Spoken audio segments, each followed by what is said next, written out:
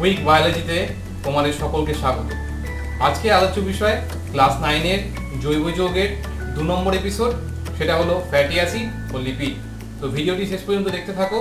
আজকে আলোচনা করব অপরিহার্য ফ্যাটি অ্যাসিড, তারপরে সম্পৃক্ত অসম্পৃক্ত ফ্যাটি অ্যাসিড এবং লিপিডের গঠন নিয়ে। তো শুরু করা যাক। জৈব যৌগ, এই জৈব যৌগের মধ্যে আগের দিন আমরা দেখেছি শর্করা, প্রোটিন, এই ব্যাপারগুলো নিয়ে। তো লিপিড এটা হলো জলে অদ্রবণীয় এক ধরনের বস্তু, যেটা প্রধানত কার্বন ও হাইড্রোজেন দিয়ে তৈরি। কার্বনের যে যোজ্যতা 4 সেটা আমরা আগের দিন দেখেছি, যে একটা কার্বনের যোজ্যতা 4 মানে 4টে হাত, এবং 4টে হাত দিয়ে 4টে মৌল বা যৌগের সঙ্গে সেটা যুক্ত হতে পারে। তাহলে এই যে লিপিড যেগুলো আছে, সেই লিপিডগুলোর গঠন হচ্ছে প্রধানত ফ্যাটি অ্যাসিড ও গ্লিসারল এই জাতীয় বস্তু দিয়ে তৈরি, অর্থাৎ এটা একটা এস্টার বন্ধনী দিয়ে যুক্ত। ফ্যাটি অ্যাসিড ও গ্লিসারল হচ্ছে লিপিড। সেই লিপিডের যে ফ্যাটি অ্যাসিড অংশটা সেটা আমরা আগে দেখে নেব। তো ফ্যাটি অ্যাসিড, এই ফ্যাটি অ্যাসিড বস্তুটা হচ্ছে 16 থেকে 18টি কার্বন পরমাণু দ্বারা গঠিত এক ধরনের বস্তু। তো 16 থেকে 18টা কার্বন পরমাণু যাতে আছে সেটা অনেকটা বড় সড়ো জিনিস। যেমন গ্লুকোজে আমরা দেখছিলাম 6টা কার্বন পরমাণু, বা রাইবোজে দেখছিলাম 5টা কার্বন পরমাণু, বা অ্যামিনো অ্যাসিডে দেখছিলাম একটা কার্বন পরমাণু আর আরেকটা হচ্ছে COOH। কিন্তু এক্ষেত্রে প্রায় 16 থেকে 18টা কার্বন পরমাণু এখানে আছে। সুতরাং এটা অনেক বড় সড়ো কিছু গঠন। তো এই গঠনটা কিরকম? একদিকে প্রান্তে থাকবে COOH, এই COOH এর পরে অনেকগুলো কার্বন পরপর থাকবে, সেটা 16 থেকে 18টা পর্যন্ত হতে পারে। আর শেষে থাকবে CH3। দেখো, একটা, দুটো, তিনটে কার্বন আছে, আর এই তিনটে বন্ধনী আর আগের বন্ধনী দিয়ে আগের কার্বনের সঙ্গে এটা যুক্ত আছে। তাহলে কার্বনের 4টে হাত, এটা হিসাবটা মিলল। তাহলে শেষেরটা CH3, মাঝে অনেকগুলো CH2, CH2, CH2, CH2, কারণ প্রত্যেকটা কার্বনে দেখো দুটো করে হাইড্রোজেন আছে। আর শেষেরটায় থাকবে অ্যাসিড COOH। তাহলে যেহেতু এখানে অ্যাসিড আছে তাই একে বলা হচ্ছে ফ্যাটি অ্যাসিড। তো শেষে যেহেতু অ্যাসিড গ্রুপ আছে আর সামনের দিকে CH2 এবং CH3 আছে, এটাকে বলা হচ্ছে ফ্যাটি অ্যাসিড। তো এই ফ্যাটি অ্যাসিডের ক্ষেত্রে এটা দু রকম হতে পারে, সম্পৃক্ত ফ্যাটি অ্যাসিড এবং অসম্পৃক্ত ফ্যাটি অ্যাসিড। সম্পৃক্ত ফ্যাটি অ্যাসিড যেগুলো, সেগুলোর মধ্যে কোনো ডবল বন্ড থাকে না, বা সেগুলোর মধ্যে নতুন করে আর হাইড্রোজেনকে ঢোকানো যায় না, প্রবেশ করানো যায় না। যদি আমরা এই ছবিটা দেখি, তাহলে এখানে কার্বনের প্রত্যেকটা 4টে করে হাতই হচ্ছে ফুল, 1 2 3 4, 1 2 3 4, প্রত্যেকটা হাত হচ্ছে এখানে একদম ফুল। এখানে নতুন করে আর হাইড্রোজেনকে ঢোকানোর জায়গা নেই, অর্থাৎ এইটা হাইড্রোজেন দ্বারা সম্পৃক্ত। তো যে সকল ফ্যাটি অ্যাসিডগুলো এরকম হাইড্রোজেন দ্বারা সম্পৃক্ত তাকে বলা হয় সম্পৃক্ত ফ্যাটি অ্যাসিড। আর যেগুলোর মধ্যে মাঝে দ্বিবন্ধনী থাকে, দুটো করে বন্ধনী থাকে, যেমন এইটা, এই যে এই ফ্যাটি অ্যাসিডটার ক্ষেত্রে দুটো করে বন্ধনী আছে, তাকে বলা হচ্ছে অসম্পৃক্ত ফ্যাটি অ্যাসিড। তাহলে দুটো করে বন্ধনী থাকার ফল হচ্ছে এখানে এই বন্ধনীগুলোকে খুলে দিয়ে, বা এই বন্ধনীটাকে খুলে দিয়ে এখানে আমি দুটো হাইড্রোজেনকে প্রবেশ করাতে পারি। তাহলে এখানটা C ডবল বন্ড C এই অবস্থায় আছে, মানে 1 2 3 4, এই কার্বনটা 4টে হাত ফুলফিল। আবার এই কার্বনটার ক্ষেত্রে 1 2 3 4, এরও 4টে হাত ভর্তি। তাহলে কিন্তু ভর্তি হলো, যেহেতু একটা জায়গায় দুটো বন্ধনী দিয়ে যুক্ত আছে, এই বন্ধনীটাকে এখানে যদি আমি হাইড্রোজেন প্রবেশ করাতে চাই তাহলে পারবো। এই বন্ধনীটাকে আমি একটা বন্ধনী করে দিলাম, এটাকে খুলে দিলাম, আর দুদিকে দুটো হাইড্রোজেনকে এখানে ঢুকিয়ে দিলাম। তাহলে এই রকম যদি হয়, অর্থাৎ হাইড্রোজেনকে প্রবেশ করানো যায়, অর্থাৎ সেখানে দ্বিবন্ধনী থাকে, দ্বিবন্ধনী মাঝে মাঝে থাকলে সেই ফ্যাটি অ্যাসিডকে বলা হবে অসম্পৃক্ত ফ্যাটি অ্যাসিড। মানে সেটা এখনো হাইড্রোজেন দ্বারা পুরোপুরি ভর্তি হয়ে যায়নি, সম্পৃক্ত হয়ে যায়নি, তাই একে বলা হয় অসম্পৃক্ত ফ্যাটি অ্যাসিড। আর যেগুলো পুরোপুরি সম্পৃক্ত হয়ে গেছে, ভর্তি হয়ে গেছে, তাকে বলা হচ্ছে সম্পৃক্ত ফ্যাটি অ্যাসিড। তো এদের বৈশিষ্ট্য কি না, সম্পৃক্ত ফ্যাটি অ্যাসিডগুলো সাধারণ উষ্ণতায় কঠিন, অসম্পৃক্ত ফ্যাটি অ্যাসিডগুলো তরল। কারণ যেহেতু এগুলোর মধ্যে, তাহলে আবার আগের অবস্থায় ফিরিয়ে দিই, এখানে হাইড্রোজেন এখন নেই, যেহেতু এটা অসম্পৃক্ত ফ্যাটি অ্যাসিড, তার মানে এখানে দ্বিবন্ধনী আছে।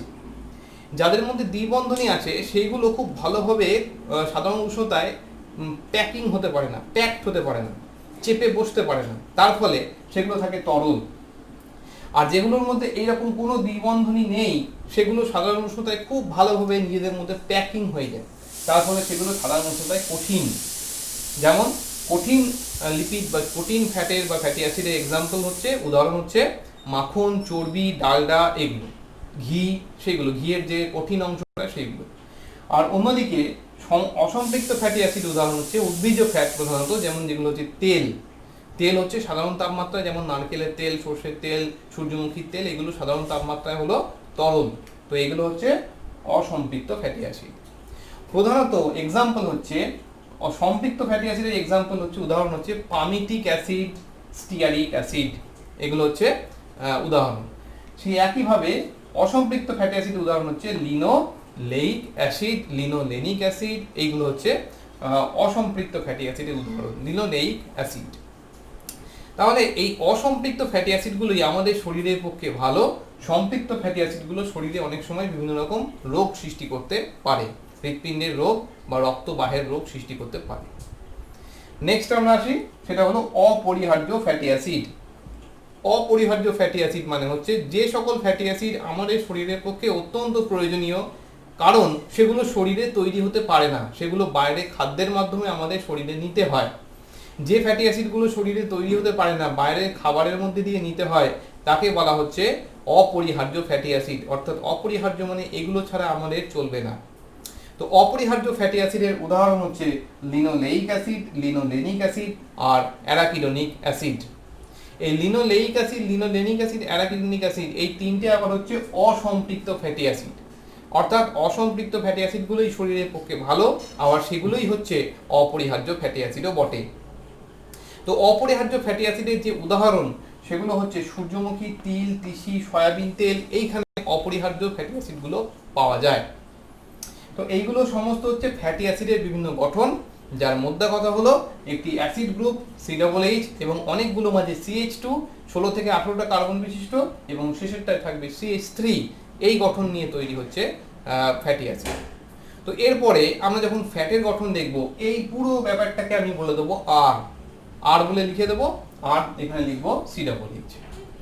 এবার এই ফ্যাটি অ্যাসিড থেকে কি করে ফ্যাট বা লিপিড তৈরি হয় সেটা আমরা দেখব। তো লিপিড দুটো বস্তু দিয়ে তৈরি, জেনারেলি যেগুলো সরল লিপিডগুলো দুটো বস্তু দিয়ে তৈরি, একটা হলো ফ্যাটি অ্যাসিড, একটা হলো গ্লিসারল। তাহলে সরল লিপিড যেটা ফ্যাটি অ্যাসিড FA দিয়ে লিখেছি, আর হলো গ্লিসারল, এই দুটো দিয়ে তৈরি হয়। যেমন উদাহরণ হচ্ছে মোম বা গ্লিসারালডিহাইড, এগুলো হচ্ছে সরল ফ্যাট। তো সরল ফ্যাটগুলোর গঠন যদি আমরা দেখি, সেটা দেখতে এরকম। সরল ফ্যাটগুলোর ক্ষেত্রে এই অংশটা হচ্ছে CH2OH, CHOH, CH2OH, এই অংশটা হচ্ছে গ্লিসারল। তাহলে এইটুকু হচ্ছে, এই জায়গাটা হচ্ছে পুরোটা হলো গ্লিসারল।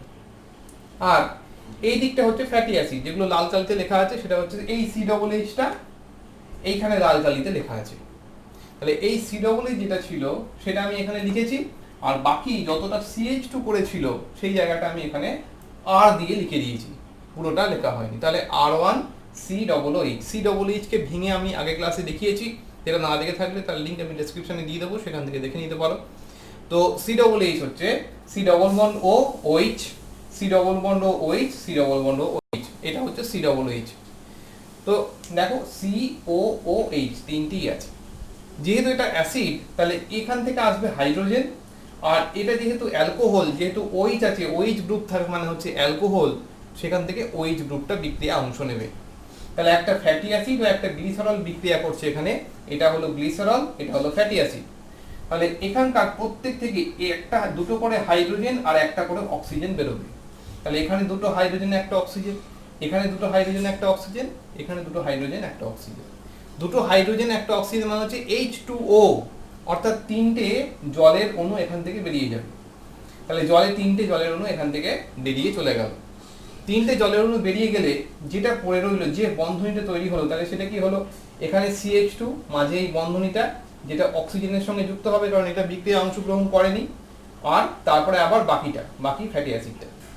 তাহলে হচ্ছে CH2, এই বন্ধনীটা হচ্ছে এইটা, অক্সিজেন হলো এইটা, তারপরে এই হলো বন্ধনী, এই বন্ধনীটা, তারপরে আবার পরের এই বন্ধনীটা আছে। তাহলে মাঝখানে এই যে বন্ধনীটা তৈরি হলো, যেটা CH2O আবার ওদিকে C পর্যন্ত, এই বন্ধনীকে বলা হচ্ছে এস্টার বন্ধনী। তাহলে এই বন্ধনীটাকে বলা হচ্ছে এস্টার বন্ধনী। এরকম 3টে এস্টার এখানে তৈরি হয়েছে বলে একে বলা হচ্ছে ট্রাইগ্লিসারাইড। যেহেতু গ্লিসারলের সঙ্গে 3টে এস্টার বন্ধনী আছে তাই বলা হচ্ছে ট্রাইগ্লিসারাইড। তাহলে এক্ষেত্রে আবার এইদিকে বাকি এই দিকটা হচ্ছে ফ্যাটি অ্যাসিড অংশ, এই দিকটা হলো গ্লিসারল অংশ। এই গ্লিসারল ও ফ্যাটি অ্যাসিড পরস্পরের সঙ্গে যুক্ত হয়ে তৈরি হলো সরল লিপিড বা সরল ফ্যাট।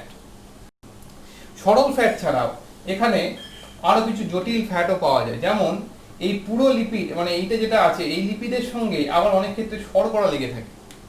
তাহলে শর্করা প্লাস লিপিড মানে হচ্ছে শর্করাকে বলা হয় গ্লাইকো দিয়ে লিপিড, তাহলে হলো গ্লাইকোলিপিড। আবার লিপিড অনেক সময় ফসফেট, এই 1 নম্বর এই যে কার্বনটা এর সঙ্গে আবার ফসফেট অনেক সময় লেগে থাকে, তখন তাকে বলা হবে ফসফোলিপিড। তাহলে এটা হচ্ছে যদি শর্করা লেগে থাকে তাহলে গ্লাইকোলিপিড, ফসফেট লেগে থাকলে ফসফোলিপিড। তাহলে ফসফোলিপিড, গ্লাইকোলিপিড এরকম বিভিন্ন ধরনের লিপিড এখানে পাওয়া যায়। তো এই যে লিপিডগুলো আছে এইগুলো প্রধানত গ্লাইকোলিপিড ও ফসফোলিপিড কোষ পর্দায় পাওয়া যায়। এরপরে আমরা কোষ পর্দা আলোচনা করব, তখন দেখব কোষ পর্দার যে লিপিড উপাদান সেগুলো প্রধানত ফসফোলিপিড ও গ্লাইকোলিপিড দিয়ে তৈরি। এগুলো হচ্ছে লিপিডের বিভিন্ন রকম শ্রেণীবিভাগ ও গঠন। নেক্সট আমরা দেখব লিপিডের ধর্ম। লিপিড ইথার, বেনজিন এগুলোতে দ্রবণীয় এবং জলে অদ্রবণীয়। মানে ফ্যাট হচ্ছে ইথারে দ্রবণীয়, বেনজিনে দ্রবণীয়, সেগুলোতে দ্রবণীয়, কিন্তু এগুলোর মধ্যে ফ্যাটে এগুলো জলে এগুলো অদ্রবণীয়। আমরা জানি তেল জলের মধ্যে বা মাখন, ঘি জলের মধ্যে গলে না, ইথার বেনজিনে এগুলো গলে। আপেক্ষিক গুরুত্ব 1 এবং জলের তুলনায় হালকা। যে কোনো লিপিডকে জলের মধ্যে ফেললে বা তেলকে যদি জলের মধ্যে ফেলি তো ভাসবে, অর্থাৎ আপেক্ষিক গুরুত্ব সবসময় 1 এবং হালকা। আর তাছাড়াও এটা বর্ণহীন, গন্ধহীন, স্বাদহীন একটি পদার্থ হলো লিপিড। তো এই প্রত্যেকটি হচ্ছে লিপিডের ধর্ম। নেক্সট আমরা একটা অন্যরকম লিপিড দেখব। এতক্ষণ আমরা দেখছিলাম ফ্যাটি অ্যাসিড, এবার দেখব কোলেস্টেরল। কোলেস্টেরল হচ্ছে একটা অন্যরকম গঠন বিশিষ্ট লিপিড, যেখানে অনেকগুলো বেনজিন বলয় থাকে। প্রায় 27 থেকে 28টি কার্বন বিশিষ্ট একটি লিপিড হলো কোলেস্টেরল, যেটা স্বাভাবিক মাত্রা আমাদের শরীরে 100 ml রক্তে 150 থেকে 250 মিলিগ্রাম। তাহলে 100 ml রক্তে 150 থেকে 250 মিলিগ্রাম হলো কোলেস্টেরলের স্বাভাবিক মাত্রা।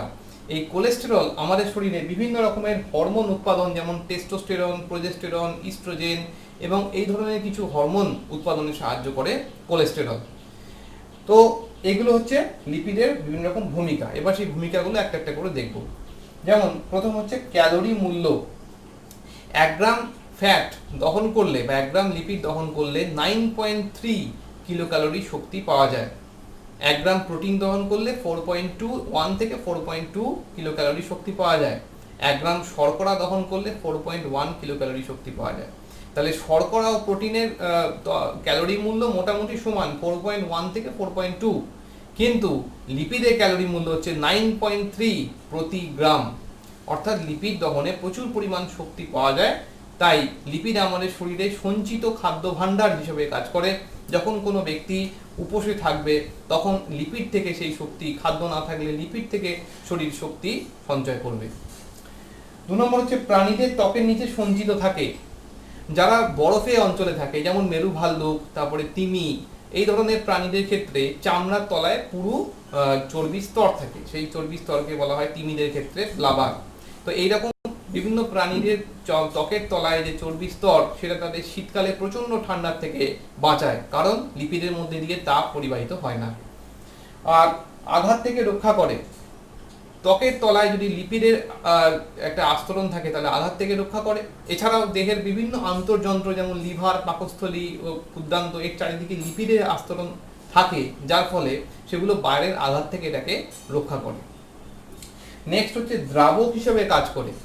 Lipid vitamin A, vitamin D, vitamin E, vitamin K, এই 4 ধরনের ভিটামিনকে দ্রবীভূত করে। অর্থাৎ লিপিডের মাধ্যমেই আমরা এই বিভিন্ন ধরনের ভিটামিনগুলো পেয়ে থাকি। আর একটা হলো হরমোন উৎপাদন, যেটা বললাম কোলেস্টেরল থেকে ইস্ট্রোজেন, প্রোজেস্টেরন, টেস্টোস্টেরন এই ধরনের কিছু হরমোন উৎপাদিত হয়। তাহলে এই প্রত্যেকটা হচ্ছে লিপিডের বিভিন্ন রকম ধর্ম এবং কাজ। আজকে এ পর্যন্তই। যদি ভিডিওটি ভালো লেগে থাকে তাহলে অবশ্যই চ্যানেলটিকে সাবস্ক্রাইব করো, বন্ধুদের মধ্যে প্রচুর শেয়ার করো, লাইক ও কমেন্ট করে জানাও ভিডিও কেমন লাগছে, আর বেল আইকনটি প্রেস করে রাখবে যাতে নতুন ভিডিও আনলে তোমরা সঙ্গে সঙ্গে দেখতে পাও।